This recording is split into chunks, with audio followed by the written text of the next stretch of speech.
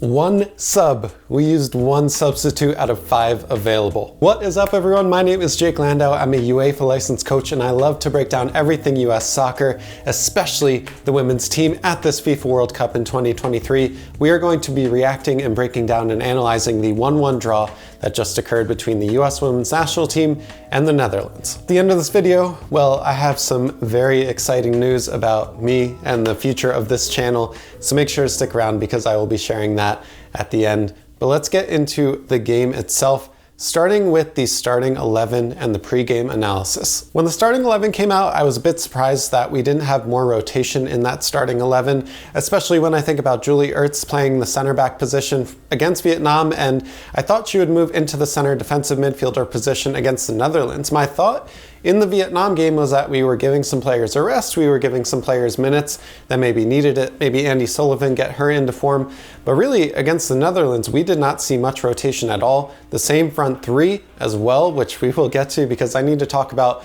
the diversity and variety that we're showing in the attack, or the lack thereof I should say. And really the starting 11 didn't show me that Vlatko knew exactly what his game plan was going against the Netherlands and how that was going to differ game to game from Vietnam, the Netherlands, and up next, Portugal. Before the match started, I thought the USA were slight favorites against the Netherlands. This was a rematch of the previous final in 2019 that the US just eked out, but I also thought, again, going back to that starting front three, I really just thought that Lynn Williams, whether a substitute or a starting member of this team, had a part to play in this match, and especially when thinking about her tenacity on the defensive end and the way that the Netherlands were able to control the match through their passing and movement in that middle third. I thought that Lynn Williams probably could have done a better job to help break up the possession of the Netherlands and spring the US into that attacking third. But we just didn't see her, and we will talk about these substitutes later on in this video. Let's talk about my initial reactions to this match as it was going on. I thought that our front three are too similar. First things first, they are excellent at what they do.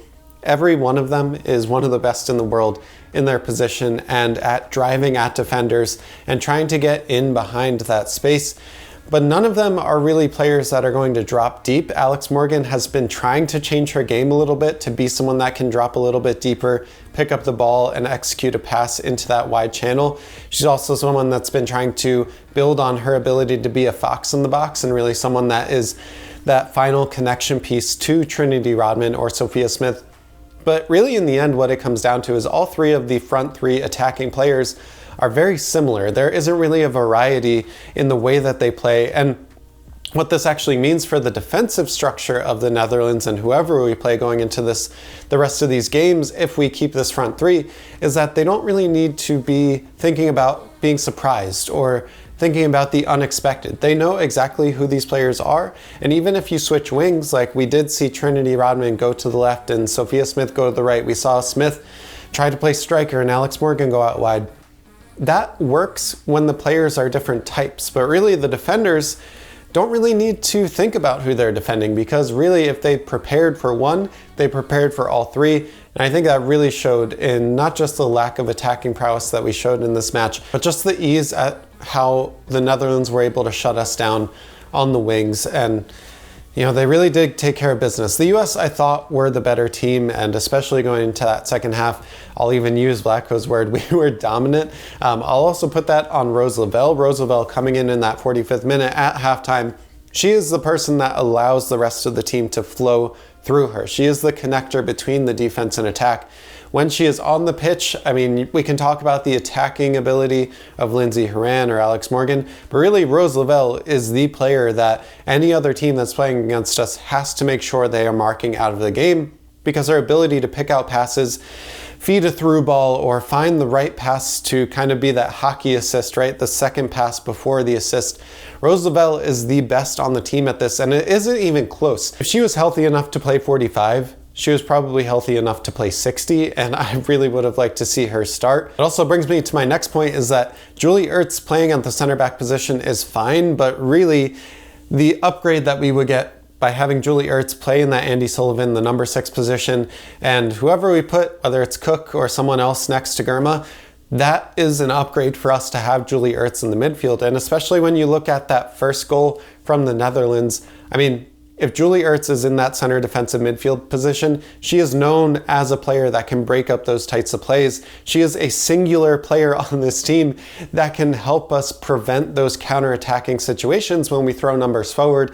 And we really got picked apart because we missed 1 or 2 tackles in the build-up for the Netherlands, and they were able to run at our defensive line while facing goal. So really, my point here is that Julie Ertz needs to play in that center defensive mid position, and if she is playing there in this game against the Netherlands, then their first goal and their only goal never happens. Another piece to this reaction that I'm taking away is that Naomi Girma is a world beater, and if she is not already, in the next 2 years, she is going to be the best defensive player in the world.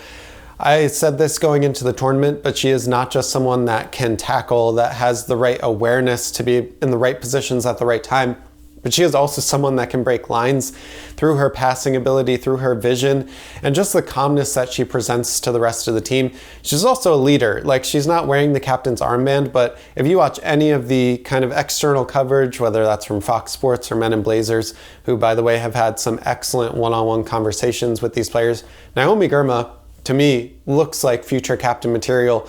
And if she is not already, she is going to be one of the best defensive players, if not the best center back in the world in the next 365 days. And I am so happy that she is on this team, because there are cracks in the clay right now for the US, and especially thinking about this next round, I mean, it is very possible that we come in second in the group if the Dutch beat Vietnam by a bigger scoreline than we did, and if we don't score more goals than 1 against Portugal. I mean, it's even a question right now if we are comfortable winning this match against Portugal, but really for me, like, we need to take the good with the bad being the starting 11, the bad being the variety in our front 3, the bad being Julie Ertz not being pushed into the midfield, with the good, which there are a lot of. But Naomi Girma is the one and only at the top of that list for me, the good of this team. Rose Lavelle as well as the game changer. I mean, there is a lot of good, but just some of the cracks that are showing right now, especially with Vlatko's decision-making abilities and in-game management, it really does make you worry about not just the knockout rounds, but just going into that game against Portugal next week. All right, post-match, I've had a few hours to think about this. I've slept through it overnight, and really, like, I'm coming away with this thinking that Vlatko is over his head. The moment that we did not perform and meet our expectations in the Olympics and then move that into a 3-game losing streak at the end of last year, we probably should have been looking for a new coach going into the World Cup, but we are where we are. Vlatko is our coach, and we kind of need to figure out on the fly. And it makes me worried that his post-game comments were more about how we were dominating and he didn't want to switch out the flow, which to some extent I get, but you also have to consider that the US is the deepest. Like, I don't even think it's a question that the US is the deepest team in this tournament, 1 to 23. And if we're not talking about our starting 11, I mean, 12 to 23, those players would all be starting, just like, unless there is a world-class player in that position, they would all be starting on every other team in this tournament. And it's almost like criminal that the coach has not used more than 1 of his subs. And the sub was made at the 45th minute. I mean, there were no fresh legs. There was no new way to attack or defend. There was nothing that the Dutch had to think about differently for that entire match. And I really think that it came down to that in the way that the US drew out the game. We were pushing, we were the aggressors, but at the end of the day, goals in the back of the net are what matters. We scored 1. The Netherlands scored 1, and here we are going into this final match day, very aware of the possibility that we could be playing the number 3 ranked team, Sweden, in the round of 16, a team that kicked our ass in the Olympics just 2 years ago. Now, despite one of the worst coaching performances that I've seen, I think one of the things that will overshadow that is the refs' performance. The Dutch absolutely killed us physically, and there were no yellows. There were no repercussions for stopping counterattacks, for pulling Savannah DeMello's hair, for clipping Crystal Dunn on the ground after a great tackle. I mean, there were so many instances of yellow cards that could have deterred the Dutch from making those types of fouls in the future, and there just was nothing to show for that. So you can't blame the ref, and the ref might not have changed the outcome of this match, but they definitely changed the way that the Dutch were able to play us and the way that they were able to stop our best attacking ability, which is kind of in space working on that counterattack. they were able to stop us because of those chippy fouls and then just walk away with no repercussions and no cards. So Ref and Vlatko are in my doghouse. Basically everyone else for playing 90 minutes or staying calm on the bench are in my good house. And we moved to Portugal with 4 points, tied at the top of the table with the Netherlands. We'll see how that game plays out. Again, very possible that we play Sweden. Also likely that we'll play Italy if we win this group. So there are no easy games from here on out with Portugal in our third.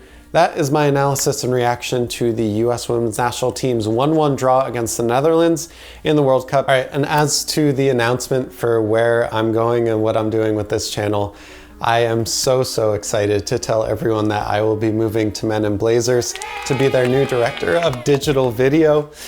I started this channel because I wanted to make a difference in US soccer and be able to play a part in the growth of the game, and there is honestly no better way to do this than to join Men in Blazers and to help them with their online video library that includes YouTube, TikTok, everything.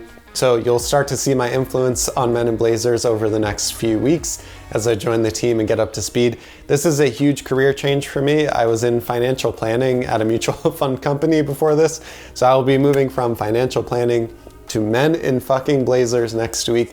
I hope everyone is so excited to hear that news. This is a dream come true. This is a dream job for me, and I can't thank everyone enough for following the journey, for any comments, views, anything you've done. Like if you've seen my face and clicked on me, clicked on the thumbnail, made a comment, this is all happening because of you and your influence. So thank you so much. I guess the other thing that makes sense to talk about is that It's Called Soccer will continue. It won't be under the Men in Blazers brand, but I will be doing weekly podcasts with Tom still, the Discord, everything.